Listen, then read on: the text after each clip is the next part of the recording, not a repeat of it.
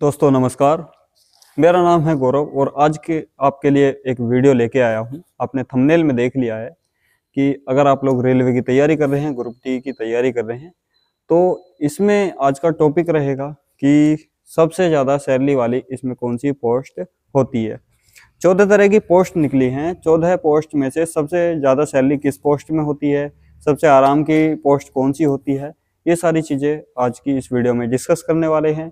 तो आपसे रिक्वेस्ट है कि वीडियो को लास्ट तक जरूर देखना। अगर आप लोग भी रेलवे में भर्ती होना चाहते हैं तो आपके लिए बहुत इंफॉर्मेटिव वीडियो ये रहने वाली है। सबसे पहले बात करते हैं कि रेलवे में कितने तरह की पोस्ट ग्रुप डी में निकाली जाती हैं। 17 तरह की पोस्ट निकाली जाती हैं और इस बार केवल 14 तरह की पोस्ट निकाली गई हैं।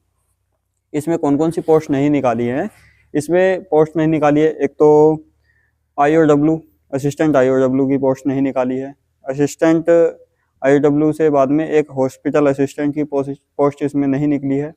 एक असिस्टेंट ब्रिज वर्कशॉप की पोस्ट आती थी, वे नहीं निकली है। तो इसमें 14 पोस्ट निकली हैं। 14 पोस्ट हैं। इन 14 पोस्ट में सबसे ज़्यादा सैलरी वाली कौन सी पोस्ट होती है, देखिए कुछ पोस्ट मैं यहाँ पर रखूँगा। एक पोस्ट ले लेते हैं assistant track machine. Assistant track machine engineering department की पोस्ट है।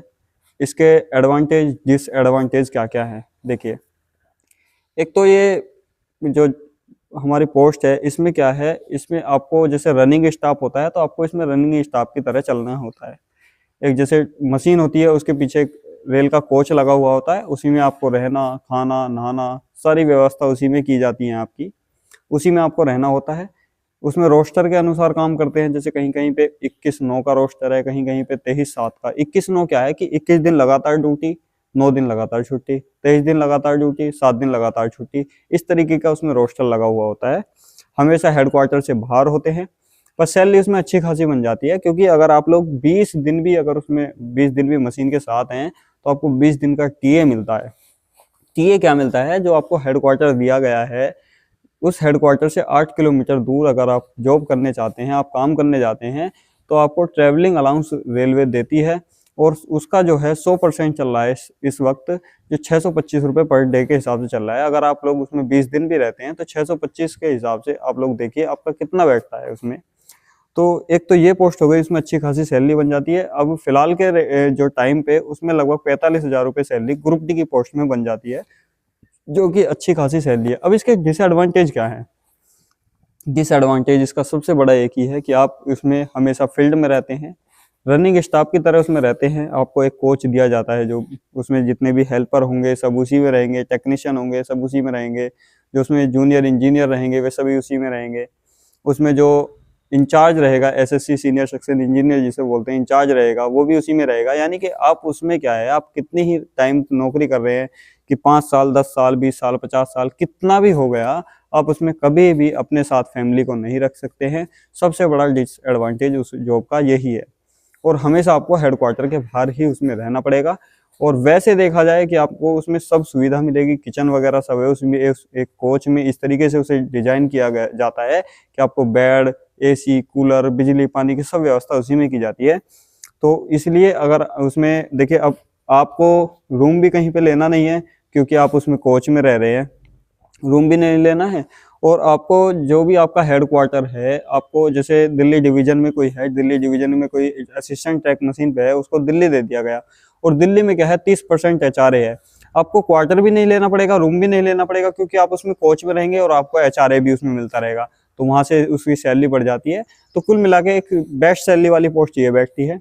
दूसरे नंबर पे अगर हम आते हैं, एक पोस्ट होती है assistant TLAC, assistant rail light और एयर कंडीशनर वाली जो पोस्ट होती है, उसमें क्या है, उसमें देखिए ये क्या, उसमें आपको जैसे दे दिया जाता है, जैसे किसी को आनंद विहार किसी की पोस्टिंग है और आनंद विहार से कोई ट्रेन कोलकाता के लिए जा रही है, तो आपको क्या है उसमें TLAC आपका उसमें सीनियर रहेंगे आपके साथ, उसमें टेक्नीशियन भी रह सकता है, आपके साथ उसमें MCM भी रह सकता है, JE भी रह सकता है। उसके साथ में आपको ट्रैवल करना है। पूरे ट्रैवल के दौरान अगर कोई भी समस्या आती है, ट्रेन लाइटिंग में कोई समस्या आती है, जनरेटर में कोई समस्या आती है, AC काम नहीं कर रहा है, एसी कोच में से कैसी भी अगर इस तरीके की कोई प्रॉब्लम आती है, उसे कोच अटेंडेंट भी बोलते हैं, एसी टीएलएसी कोच अटेंडेंट भी बोलते हैं, तो आपको वो उसमें ठीक करनी है। वरना आप उसमें एक अलग से आपकी एक सीट उसमें होती है, उसमें आप लेटते हुए जा सकते हैं और उसका आपको टीए नाइट सब अलाउंस आपको उसमें मिलते हैं। तो एक ये पोस्ट बेस्ट है, क्योंकि इसमें आप जब बाहर जाओगे, अगर आप एक ट्रेन को भी लेके जा रहे हो, जैसे दिल्ली से चेन्नई को ट्रेन जा रही है, उसी को लेके जा रहे हो, उसी के साथ आ रहे हो, कम से कम उसे आने जाने में 5 दिन तो लगेंगे। तो 5 दिन आप बाहर हो, तो 5 दिन का आपको क्या है, उसमें टीए भी मिलेगा, नाइट भी मिलेगा। कहीं कहीं पे उसमें ओवर टाइम की भी व्यवस्था है, सभी जगह अभी नहीं है, कहीं कहीं पे व्यवस्था है। तो एक ये पोस्ट हो जाती है जो इसमें आपकी जो बेस्ट सैलरी वाली पोस्ट हो जाती है। एक पोस्ट होती है हमारी पॉइंट्समैन। पॉइंट्समैन क्या है, इसमें 8 घंटे की भी ड्यूटी होती है, 12 की भी होती है। पॉइंट्समैन में 8 घंटे वाली ड्यूटी, जैसे वो कोई बड़े जंक्शन है, जैसे आप लगा लीजिए आपकी ड्यूटी कोलकाता में है, ठीक है, कोलकाता में है बहुत बड़ा जो स्टेशन है, 8 घंटे की ड्यूटी वहाँ पर रहेगी। कहीं कहीं क्या है, इसमें ओवर टाइम का प्रावधान क्या है कि अगर आप 8 घंटे की ड्यूटी में अगर आपको 12 घंटे की ड्यूटी करनी पड़ जाती है, ऐसा हर जगह नहीं होता, कहीं कहीं होता है, तो जो 4 घंटे आपने एक्स्ट्रा दिए हैं उसका आपको ओवर टाइम, अच्छा खासा ओवर टाइम मिलेगा। कि ऐसा मिल जाएगा कि आपने जो 8 घंटे में जो आपकी पर डे की जो उसमें इनकम रहेगी, 8 घंटे में उतना नहीं कमाया होगा जितना आप 4 घंटे के ओवर टाइम में कमा सकते हैं। तो ये भी एक बेस्ट सैलरी वाली पोस्ट बन जाती है। पर ये जो है कहीं कहीं पे होता है, इसमें हर जगह नहीं होता। इसमें 12 घंटे की ड्यूटी भी होती है। 12 घंटे की ड्यूटी करने के बाद तो आपसे वैसे ड्यूटी नहीं कराई जाएगी, तो एक ये हो जाती है। उसके बाद में एक पोस्ट आती है जो ट्रैक मेंटेनर पोस्ट है। उसमें क्या है, उसमें थोड़ा सा ये क्या है, hard shift, hard allowance, risk allowance करके इसमें 3375 रुपये आपको एक्स्ट्रा मिलते हैं। ये इसमें थोड़ा सा ज़्यादा हो जाती है। अगर असिस्टेंट टीआरडी की बात करें, असिस्टेंट टीआरडी में क्या है, ज़्यादा नहीं है, ब्लॉक सेक्शन का काम होता है। ब्लॉक में आप काम करते हैं, हेडक्वार्टर से बाहर जाके काम करते हैं, क्योंकि लाइटिंग का काम है, कहीं भी कुछ भी प्रॉब्लम हो जाती है तो आप उसके साथ जाते हैं, सब चीज़ ठीक कराते हैं। तो उसमें भी आपका अच्छा खासा जो है 8-9 हज़ार रुपये का टीए बन जाता है, उसमें भी आपकी सैलरी ठीक ठाक बन जाती है। एक होती है असिस्टेंट इलेक्ट्रिकल ऑपरेशन। इसमें भी आपकी क्या है, आपको हेडक्वार्टर से बाहर इसमें ज़रूर जाना ही जाना है काम करने के लिए, तो इसमें भी आपकी क्या है, सैलरी अच्छी खासी बन जाती है। वर्कशॉप क्या है, वर्कशॉप में कहीं कहीं पर इंसेंटिव का प्रावधान है। अपने जो दिए गए समय में जो काम दिया गया है, आपका जो भी जितना टाइम है, आपका ड्यूटी टाइम है, उसी टाइम में आप एक्स्ट्रा काम कर देते हैं तो उसमें आपको इंसेंटिव मिलता है। तो इसमें भी सैलरी अच्छी खासी बन जाती है। ऐसा नहीं है कि रेलवे ग्रुप डी की पोस्ट है तो आपको क्या 10,000 15,000, बहुत अच्छी अच्छी इसमें सैलरी भी बन जाती है। तो ये कुछ थी जो मैंने पोस्ट गिनवाई है, ये बेस्ट सैलरी वाली पोस्ट भी इसमें मानी जाती हैं। अब ये जो बेस्ट सैलरी वाली पोस्ट मैंने गिनवाई है, इनमें सबसे अच्छी पोस्ट कौन सी है, सबसे अच्छी किस पर्पज़ में, कि सबसे अच्छी इस पर्पज़ में कि उसमें प्रमोशन अच्छा खासा होना चाहिए, हमको वर्क में भी आराम होना चाहिए। ऐसे नहीं कि पूरे दिन दही तोड़ रहे हैं भाई। तो इसमें सबसे अच्छी कौन सी पोस्ट है, वो एक प्रॉपर वीडियो में बताऊंगा। अब आपको बताना है, जितनी मैंने पोस्ट बताई है, बेस्ट सैलरी वाली पोस्ट बताई है, इनमें आपको सबसे बेस्ट पोस्ट कौन सी लगी है, आपने कौन सी पोस्ट फर्स्ट नंबर पे चूज़ कर रखी है, या आपको अब से पहले ये कोई जानकारी थी या नहीं थी, ये आप लोग कमेंट करके बताइएगा।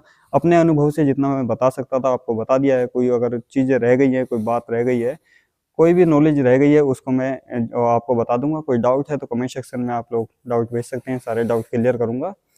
और चैनल पर नए हैं तो चैनल को सब्सक्राइब कर लेना, वीडियो को लाइक कर देना, एक बार विजिट करना चैनल पर, आपको अच्छे अच्छे कंटेंट आपको इस चैनल पर मिलेंगे। शेयर कर देना उन दोस्तों के पास जो रेलवे ग्रुप डी की तैयारी कर रहे हैं या किसी भी अन्य एग्जाम की तैयारी कर रहे हैं। और अगर आप कोई डाउट पूछते हैं, जितनी भी हमसे हेल्प होगी, जितना भी हम बता पाएंगे, उससे ज़्यादा आपको बताने की कोशिश करेंगे।